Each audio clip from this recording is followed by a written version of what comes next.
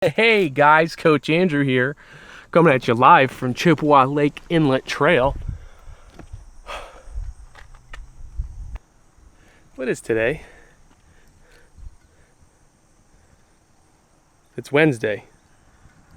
Today's been a long day. I had to wake up at 7. I had some coaching calls with some clients who are going through the beta test for my coaching conversion blueprint course. Coaches and consultants who want to improve their online businesses and wanted to take advantage of this awesome opportunity that I'm running this summer where they get to test out my new course. They get one-to-one coaching calls with me for 8 weeks. It's a pretty sweet deal, but man, has it got me busy. And to be completely honest with you guys, Coach Andrew's gonna have a little vulnerable moment with you. I'm anxious, a little bit of anxiety. I have so much work to do, so many clients to keep up with. And then like a week ago, I just decided that, I'm going to start training for an Ironman next year. And I have a 13-minute mile. Like, I'm a 210-pound powerlifter. What am I thinking? And, I'm here at this bike trail.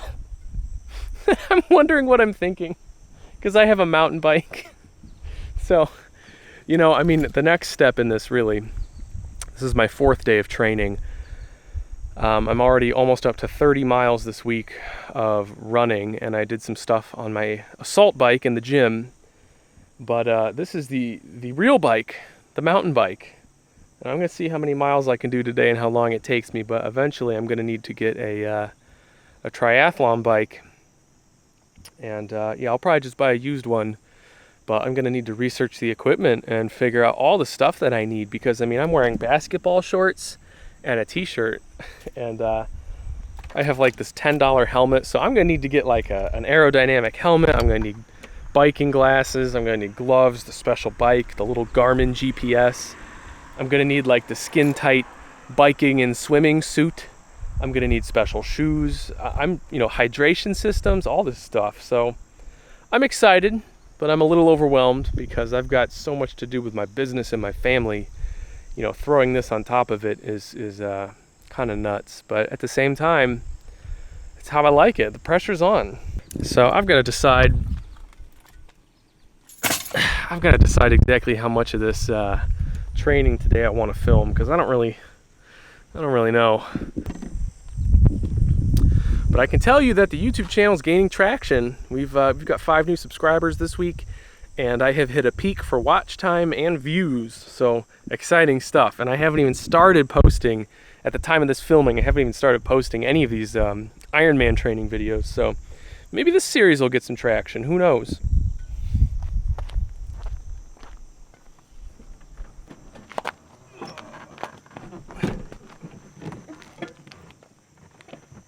Oh, my poor Volkswagen.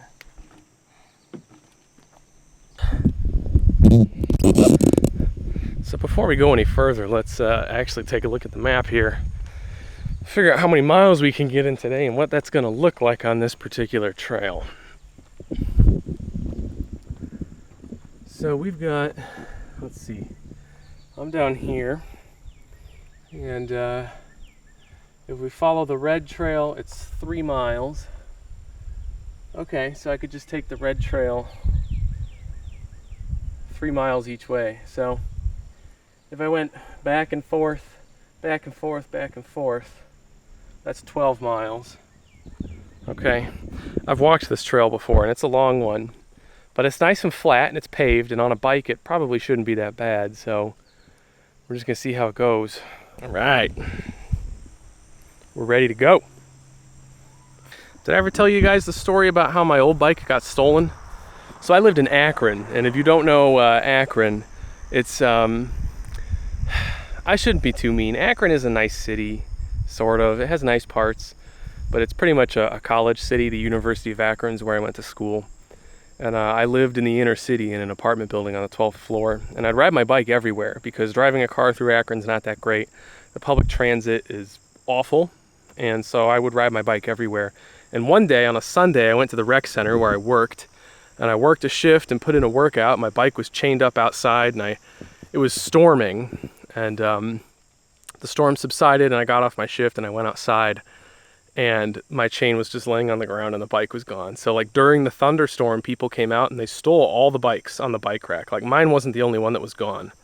One of the bikes was like 200 feet away, like ditched in the grass. That was kind of a garbage bike, but I think they definitely wanted mine because it was a nice like $900 bike. And so yeah, it got stolen, filed the police report, put the serial number in, and months went by. And then I think about 4 or 5 months later, one night during the summer, I was jogging through campus with one of my roommates, and a bunch of these little kids, like 14, 15-year-olds, came up, and they were all riding bikes, and they tried to sell me weed while I was jogging. And I was like, no, I'm fine, guys. I got plenty, right? And so they're like, yeah, sure, man, whatever. And they like rode off. And as they rode past me, I looked down, and one of the kids was riding my bike.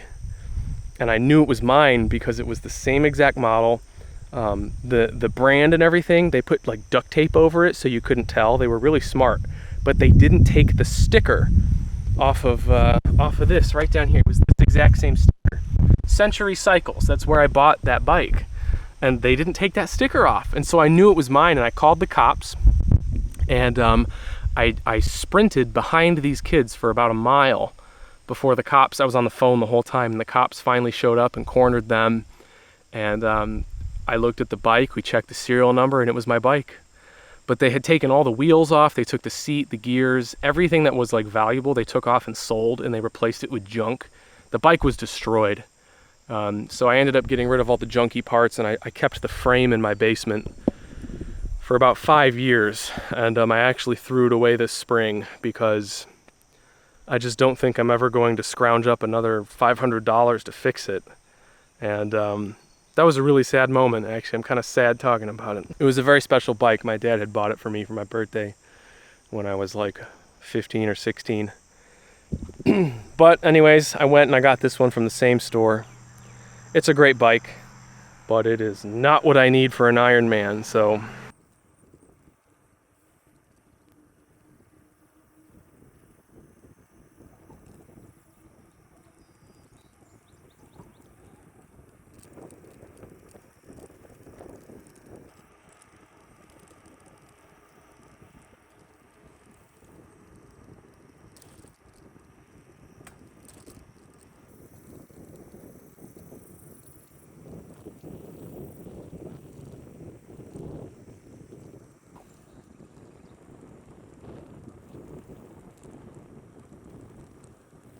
Alright guys, so that was one lap down and back, and it took me under a half hour, so that was about 6 miles. So around a 5-minute mile on the mountain bike. Not too bad, I guess. I have no idea, to be honest. But there are 2 things that I can tell you for sure, and I'm positive it has something to do with the fact that I'm riding a mountain bike, but my elbows and my ass are killing me. That seat is so uncomfortable, and there's something about holding those handlebars that just feels like tennis elbow. If you know what that feels like, it's not nice. I'm just gonna take a breather here for a couple minutes and then do one more lap. That'll put me at 12 miles for the day, which is a decent first day, I think. But I think definitely the next steps, at least for the bicycle training, are pretty obvious. I'm going to need to watch some tutorials and learn how to cycle, because I'm sure I'm sitting on the seat wrong, my feet are probably not in the right space, I'm probably using the wrong gear. I have no idea how I should be using a bike for long distance travel. So I'm going to have to research that, learn a bunch of stuff, and then of course buy an actual triathlon bike and start training on the roads. This trail is mostly paved. Like the last half mile on the other end is like a really fine gravel, which was really fun on the mountain bike. But yeah, I'll have to take advantage of all these country roads out here once I actually get the correct type of bicycle. So once I start learning more about that, I'll film a video all about cycling and fill you guys in on everything I'm learning. And I need to get a helmet that's more comfortable. This helmet is just kind of ridiculous. I don't know, tell me if I'm wrong about it. But anyways, I would like to be home around 7:30, so if I take off here and get my last lap done, I should easily be home before then. And then it'll be time to shower, edit some YouTube videos, and work on the course a little bit more. Your boy's keeping busy, and that's the way it should be. So I will film a little bit more footage as the sun goes down, and yeah, I'll talk to you guys at the end.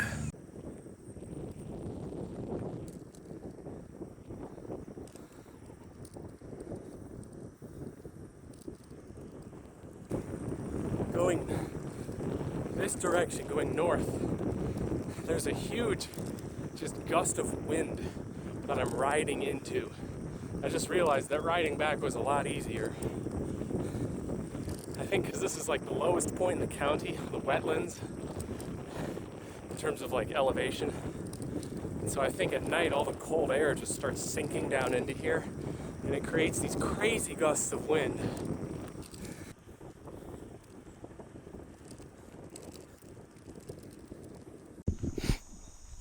All right, 12 miles.